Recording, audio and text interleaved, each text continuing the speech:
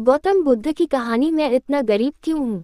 यदि आप मेरी चैनल में नए हो तो मेरी चैनल को सब्सक्राइब करें, शेयर करें और लाइक करें।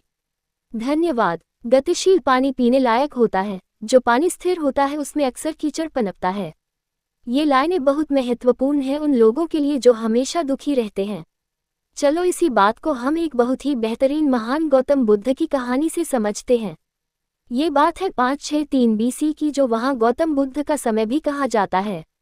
गौतम बुद्ध हमेशा अलग अलग गांव जाकर वहाँ के लोगों को जीवन का सच्चा ज्ञान बांटते थे। ऐसे ही किसी गांव में गौतम बुद्ध धर्म सभा लगाकर वहाँ के लोगों का अज्ञान दूर कर रहे थे। उसी गांव में बहुत निर्धन और दुखी आदमी रहता था जो इस सभा के बाहर खड़ा होकर बड़े ध्यान से देखता रहता था। वह देखता था कि जब भी कोई अशांत और दुखी आदमी इस सभा के भीतर जाता है तब ऐसा लगता है जैसे वो दुनिया का सबसे बदनसीब इंसान हो, मगर लौटते समय उसके मुख का तेज और खुशी दुनिया की सबसे खुशनसीब और सुखी इंसानों वाली होती थी।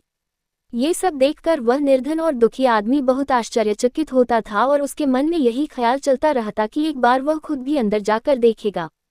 जब कई दिनों तक ऐसा होता रहा तो उससे अब रहा नहीं गया और वह उस सभा के भीतर जा पहुंचा, इस सोच के साथ कि अपने दुख और निर्धनता का निवारण करके सुखी हो पाएगा। सभा में जाकर उसने देखा कि गांव के कई सारे लोग अपनी अपनी समस्याएं लेकर बारी बारी से भगवान बुद्ध के पास जा रहे थे और अपनी समस्याएं उन्हें बता रहे थे।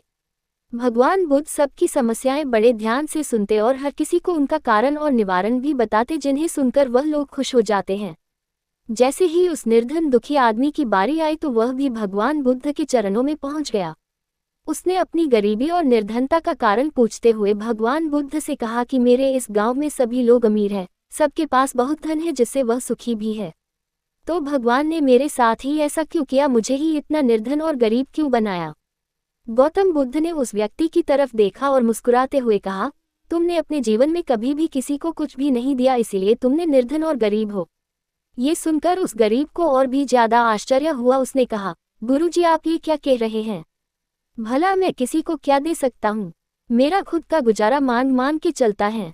उस व्यक्ति की ऐसी बात और विचार सुनकर गौतम बुद्ध ने उससे कहा, तुम सिर्फ निर्धन ही नहीं बल्कि बड़े अज्ञानी भी हो।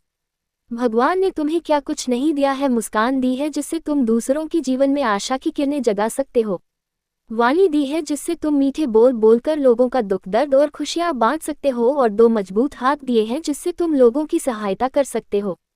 अब तुम ही बताओ, जब तुम्हारे पास इतना कुछ है तो तुम निर्धन कैसे हुए।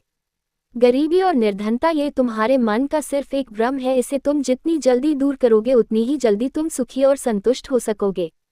वह व्यक्ति अब गौतम बुद्ध से ज्ञान प्राप्त करके अपनी दुख और दरिद्रता का कारण समझ चुका था।